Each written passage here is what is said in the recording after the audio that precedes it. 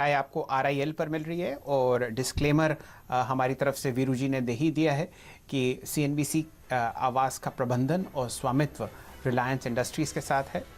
तो अगर आप इसमें पोजीशन लें तो अपने फाइनेंशियल एडवाइज़र से राय लेके लें। यही मौका है कि Reliance partly paid up share कवरी एक बार स्टॉक प्राइस चेक कर लिया जाए। वहाँ पर सुबह आपको लगभग 17-18 रुपए की तेज़ी आती हुई दिख रही थी। उसके बाद रिलायंस पर हल्की सी मुनाफा वसूली हुई और अभी जो आपके सामने प्राइस आएगा वो भी आपको बहुत शानदार तरीके से बढ़ता हुआ दिखेगा।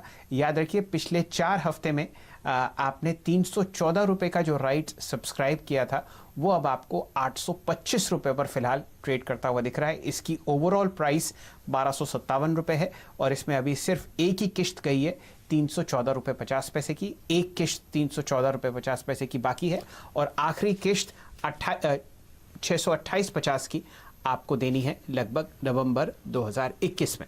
चलिए कहाँ आपको तेजी आती हुई दिख रही है वापस? मेरे ख्याल से अदानी गैस के बाद आप गुजरात गैस में आप शानदार रैली देखते हैं।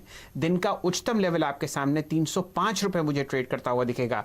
ये प्रश्न आपके लिए है अजीत मिश्रा साहब, 305 रुपये पर आप गुजरात गैस को कैसे देखते हैं? जो रैली आपने पिछले 4 दिन से देखी है अदानी गैस में, आज पहला दिन गुजरात गैस पे है। बिल्कुल शैल जी, और मैं सोच रहा था कि इनफैक्ट कि अगर डे एंड तक जाते जाते अगर ये स्टॉक रुकता है तो शायद BTST का कैंडिडेट बने, बट इसने ये मौका नहीं दिया और ब्रेकआउट सामने है। काफ़ी लंबी कंसोलिडेशन के बाद ऑलमोस्ट करीब 2 हफ्ते की कंसोलिडेशन, वो भी अपने शॉर्ट टर्म मूविंग एवरेजेस को मेंटेन करते हुए, तो कहीं ना कहीं मोमेंटम इंटैक्ट था। जस्ट केवल टाइम स्पेंड किया है इसने और आज ब्रेकआउट दिया है। तो अब ये मोमेंटम शैल जी मुझे लगता है कि नया रिकॉर्ड हाई बनाने के बाद ही रुकेगा। तो यहाँ पे आप मान के चलिए करीब 313, 314 ये लेवल्स प्रीवियस रिकॉर्ड हाई थे, तो उनको ब्रेक करने के बाद नया हाई, नया टारगेट करीब 320-25 तक के लेवल्स के लिए आप देख सकते हैं। और क्योंकि आज ब्रेकआउट हुआ है तो अब आपका स्टॉप लॉस भी छोटा बन रहा है। करीब 300 की क्लोजिंग स्टॉप लॉस के साथ 325 तक के टारगेट्स के लिए आप गुजरात गैस को डेफिनेटली होल्ड कर सकते हैं।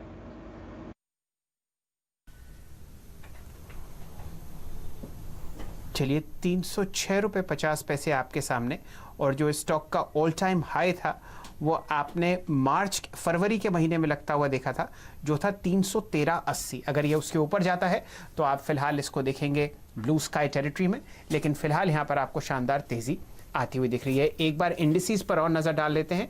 आपके सामने 2:50 हो चुके हैं। सुमित जी एकदम जुड़ने वाले होंगे और फिलहाल फ्लैट आपके सामने निफ्टी ट्रेड कर रहा है 10,303 पर, और सिर्फ 56 पॉइंट की तेजी आपको बैंक निफ्टी पर आती हुई दिख रही है 21,480। जून के महीने की शानदार एक्सपायरी आपको फिलहाल खत्म होती हुई दिख रही है और जून के ही महीने में निफ्टी और बैंक निफ्टी पूरी दुनिया के सबसे बेहतरीन इंडिसेस थे।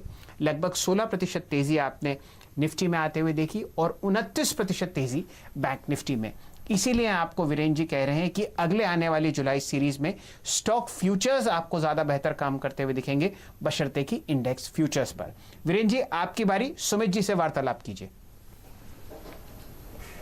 जी हाँ, सुमित से इनफैक्ट एक बार इंडेक्स सुमित से बात करेंगे, लेकिन उससे पहले 1-2 स्टॉक्स और ले लेते हैं। हालांकि मार्केट देखिए मोर और लेस अभी अपने एक्सपायरी रिलेटेड गेम को खेल रहा है। ऊपर 10,350, नीचे 10,220, उससे बाहर निकलने की कोशिश नहीं कर रहा है। अभी सुमित हमारे साथ जुड़ेंगे, उनसे बात करेंगे, लेकिन उससे पहले 1-2 स्टॉक्स और ले लेते हैं।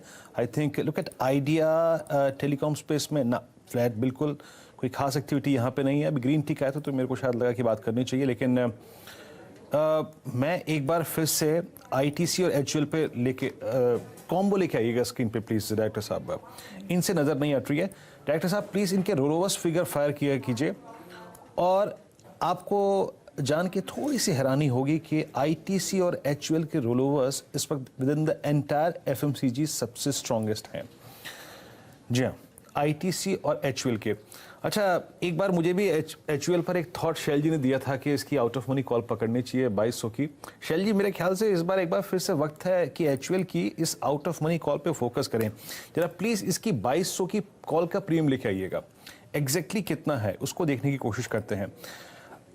आशीष, जरा अपना दिमाग लगाइएगा। ITC इतने स्ट्रॉन्ग मूव के बाद क्या 210 की कॉल पे फोकस करूं जुलाई की, या फिर HUL की 2200, या फिर उससे slightly out of money call पे किसी फोकस करूं? क्या कहते हैं? 70 रुपए की कॉल है इस वक्त 2200 की। 2200 भी काफी आउट ऑफ द मनी है, इसलिए फोकस तो 2200 की कॉल पे करना पड़ेगा।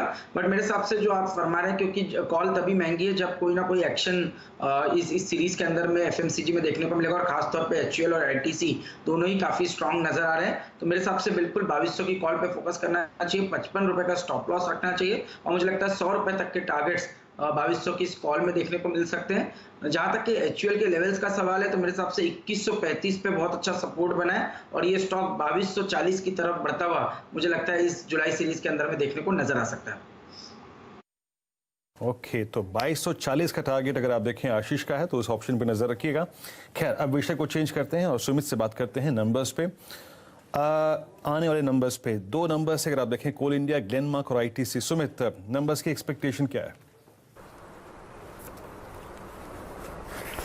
देखिए, अभी आप एफएमसीजी की बात कर रहे हो, शुरुआत हम आईटीसी के साथ ही करते हैं। जो नंबर्स आने वाले हैं उसमें अनुमान है 3-3.5% के आसपास का एक डिक्लाइन रेवेन्यूज में आता हुआ दिखाई पड़ेगा वाई बेसिस पे। ऑपरेटिंग मुनाफा करीब 6% और मुनाफे में रफली 2% के आसपास की डिक्लाइन होगी।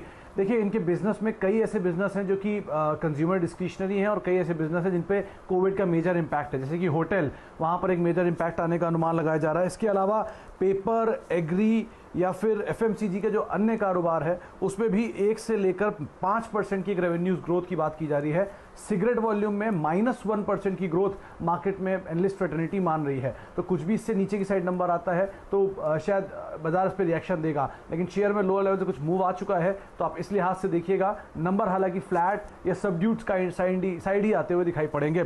दूसरा नंबर जिसकी आपने बात की वो है ग्लेनमार्क का। ग्लेनमार्क के केस में वाई बेसिस पे नंबर्स ठीक ठाक आपको दिखेंगे। 5-6% के आसपास की ग्रोथ रेवेन्यूज फ्रंट पे दिखाई पड़ेगी। 15% के आसपास ऑपरेटिंग मुनाफा बढ़ेगा, और 2-2.5% के आसपास इनका मुनाफा बढ़ सकता है। ये नंबर भी फ्लैट ही रहेंगे, लेकिन क्रूशल चीज़ ये, एक तो नया लॉन्च कोई नहीं कंपनी ने किया इस क्वार्टर के अंदर यूएस में, तो उसकी वजह से इनकी यूएस के रेवेन्यू सबड्यूड रहेंगे। हालांकि डोमेस्टिक कारोबार की जो ग्रोथ है वो 10% के आसपास बढ़ने का अनुमान है। हायर साइड पे इनके रेवेन्यू, इनके एम्प्लॉय एक्सपेंडिचर और आर&डी एक्सपेंडिचर रहेगा, जिसका इंपैक्ट इनके ऑपरेटिंग परफॉर्मेंस के ऊपर आता हुआ दिखाई पड़ेगा। लेकिन नंबर मोर और less flat to positive side पर होंगे। क्रूशल ये कि ग्लेनमार्क ने रिसेंटली एक बहुत बड़ा मूव दिया है, तो अब कैसे रिएक्ट करेगा स्टॉक।